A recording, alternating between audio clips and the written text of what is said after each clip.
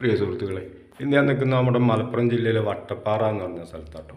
ഇവിടെ നമുക്ക് ഏറ്റവും വലിയൊരു ആശങ്ക ഉണർത്തുന്ന ഒരു സ്ഥലമായിട്ടാണ് ഇത് നമുക്ക് മനസ്സിലാവുന്നത്. അതിൻ്റെ ഏറ്റവും വലിയ കാരണം ഇവരൊക്കെ ഏറ്റവും വലിയ എഞ്ചിനീയറിംഗ് പഠിച്ച ആളുകളാണ് എന്ന് പറയുന്നതിനനുസരിച്ചുള്ള ഒരു പെർഫോമൻസ് ഇവരിൽ നിന്ന് കിട്ടിയിട്ടില്ല. അതുകൊണ്ടാണ്. കാരണം കൂരിയാട് ഇതേമാതിരി നമ്മൾ ചിന്തിച്ചാണ് ഈ വർക്ക് നടക്കുന്ന സമയത്തൊക്കെ നമ്മൾ ഇതിലെ യാത്രക്കാരനായിട്ടുണ്ടായിരുന്നതും കൂടിയാണ്. അതുകൊണ്ടാണ് ഇങ്ങനെ ഒരു ആശങ്കയും കൂടി നിങ്ങളുടെ മുന്നിലേക്ക് ഞാൻ അറിയിക്കുന്നത്. കൂരിയാട് വർക്ക് കണ്ടപ്പോൾ തന്നെ നമുക്ക് മനസ്സിലായി അത് പില്ലർ കെട്ടാതെ പിന്നെ ഒരിക്കലും അത് നിലനിൽക്കില്ല എന്ന്. അതേപോലെ തന്നെ ഇവിടെ ഈ വട്ടപ്പാറ എന്ന് പറഞ്ഞ സ്ഥലത്ത് ഇപ്പോൾ നിങ്ങൾക്ക് ഈ കാണുന്നത് എന്താണെന്ന് വെച്ചാൽ ഇവിടെ കുന്ന് ഇടിക്കുകയാണ്. വലിയൊരു കുന്ന് ഇടിച്ചുകൊണ്ടാണ് ഇവിടെ റോഡ് നിർമ്മാണം നടത്തുന്നത്. കണ്ടോ, ഏറ്റവും വലിയ കുന്ന് ഈ വലത്തെ സൈഡിൽ ഇടത്തെ സൈഡിൽ കാണുന്നത് ഒരു 10 മീറ്ററോളം ആഴത്തിൽ ഇവിടെ താഴ്ത്തിയിട്ടാണ് റോഡ് ഇതിൽ കൊണ്ടുപോകുന്നത്. അപ്പോൾ ഇവിടുത്തെ നമ്മുടെ പ്രശ്നം എന്താണെന്ന് വെച്ചാൽ ഇവിടെ ഒരു സേഫ്റ്റി വാള്, സൈഡ് വാള് എന്ന് പറഞ്ഞൊരു സാധനം ഇവർ കെട്ടില്ല. ഇതൊരു പ്രത്യേക രീതിയിൽ ആണ് ഇവർ ചെയ്യുന്നത്. അതായത് ഒരു കമ്പി തുളച്ച് ഡ്രില്ല് ചെയ്ത് മണ്ണിനുള്ളിലേക്ക് സിമൻറ്റ് ഒക്കെ കയറ്റിയിട്ട് ഒരു നെറ്റ് പിടിപ്പിക്കുന്ന ഒരു രീതിയാണ് കേട്ടോ ഇതിന് ചെയ്യുന്നത്. അപ്പോൾ അതുകൊണ്ട് ഇത്രയും ഹൈറ്റിലുള്ള ഒരു സ്ഥലം ഇവിടെ നിലനിന്നോളണമെന്നില്ല. അപ്പോൾ ഇത് വലിയൊരു ആശങ്കയാണ് ഇവിടെ. നമുക്കറിയാം, നമ്മുടെ കർണാടകയിലുണ്ടായൊരു സംഭവം, ഒരു കുന്നൊന്നാകെ ഇടിഞ്ഞു പോയിട്ട് അന്ന് എത്രയോ മനുഷ്യജീവൻ അപകടത്തിൽപ്പെട്ടു. അതുപോലെ നമ്മുടെ കേരളത്തിലുള്ള ഒരു വ്യക്തിനെ കുറിച്ചിട്ട് ഞാനിപ്പോൾ ഇവിടെ പ്രതിപാദിക്കുന്നില്ല, അതൊക്കെ എല്ലാവർക്കും അറിയുന്ന കാര്യം. അതേപോലെ തന്നെ നമ്മൾ ഈ ഒരു സംഭവങ്ങൾ ഇടിഞ്ഞു വീഴാൻ ഏറ്റവും കൂടുതൽ സാധ്യതയുള്ളൊരു സ്ഥലം. കാരണം മഴ മുകളിൽ പെയ്യും തോറും ആ വെള്ളം എന്തായാലും താഴോട്ടാണ് വരിക. ഇത് ചെറിയൊരു 4-5 മീറ്റർ അല്ലെങ്കിൽ ഒരു 3-4 മീറ്ററൊക്കെ ആണെങ്കിൽ ഒരുപക്ഷെ ഇതിന് യാതൊരു കേടും സംഭവിക്കില്ല. ഇത്രയും വലിയൊരു കുന്ന് ഇടിച്ച് ഇവരുടെ ഈ ഒരു ടെക്നിക്ക് മാത്രമായിട്ട് ഈ കുന്നിവിടെ നിലനിൽക്കുമെന്ന് തോന്നുന്നില്ല. അത് നിങ്ങളൊക്കെ ഇതിൽ പോകുന്ന ആളുകളാണ്, നിങ്ങൾക്ക് നോക്കിയാൽ മനസ്സിലാവും. 2-3 ലെയറായിട്ടാണ് ഇവിടെ കട്ട് ചെയ്യുന്നത്. ഒരു 5 മീറ്റർ, ഒരു 5 മീറ്റർ, അങ്ങനെ 3 ലെയറായിട്ട് കട്ട് ചെയ്തിട്ടാണ് ഇവിടെ പോകുന്നത്. ഇവിടെ സൈഡ് വാള് എന്നൊരു സംഭവമില്ല. പിന്നെ കല്ലുകൾ കാണാം ഇവിടെ. ഇവിടുത്തെ കല്ലിൻ്റെ പ്രത്യേകത എന്താണെന്ന് വെച്ചാൽ ഒരൊറ്റ കല്ലല്ല. ഒറ്റ കല്ലാണെങ്കിൽ നമുക്ക് വിശ്വസിക്കാം.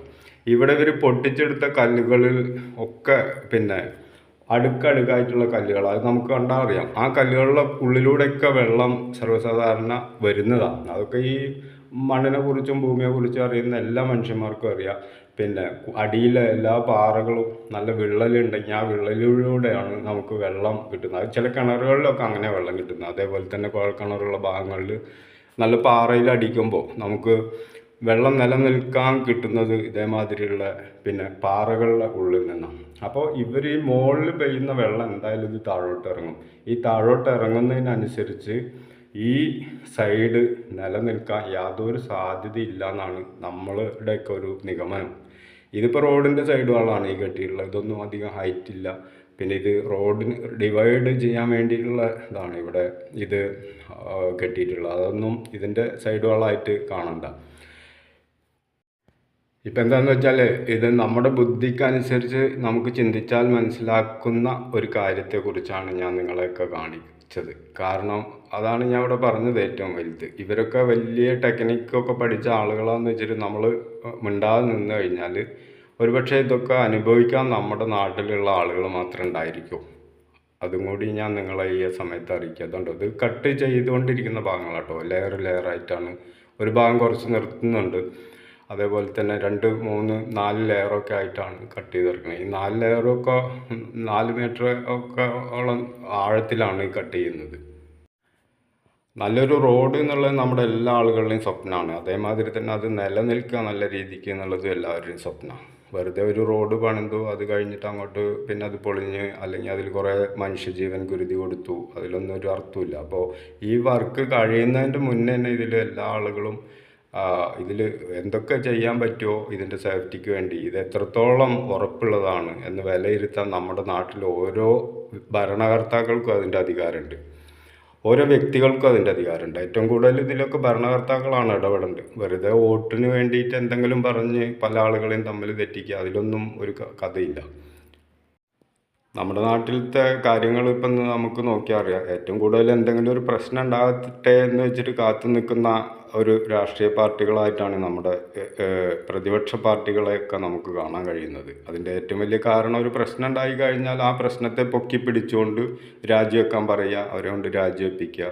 അതേത് പാർട്ടിയാണെങ്കിലും അങ്ങനത്തെ ഒരു സാഹചര്യത്തിലൂടെയാണ് പോകുന്നത്. അപ്പോൾ നമ്മളെന്താണെന്ന് വെച്ചാൽ ജനങ്ങൾക്ക് വേണ്ടിയിട്ടുള്ള ഒരു പാർട്ടിയല്ലേ വേണ്ടത്, അല്ലെങ്കിൽ ജനങ്ങൾക്ക് വേണ്ടിയിട്ടുള്ളൊരു നീതിന്യായങ്ങളും അവരുടെ ആവശ്യങ്ങൾക്ക് വേണ്ടി നടക്കുന്ന ഒരു ടീമല്ലേ നമ്മുടെ രാജ്യത്ത് എല്ലാ തലത്തിലും വേണ്ടത്.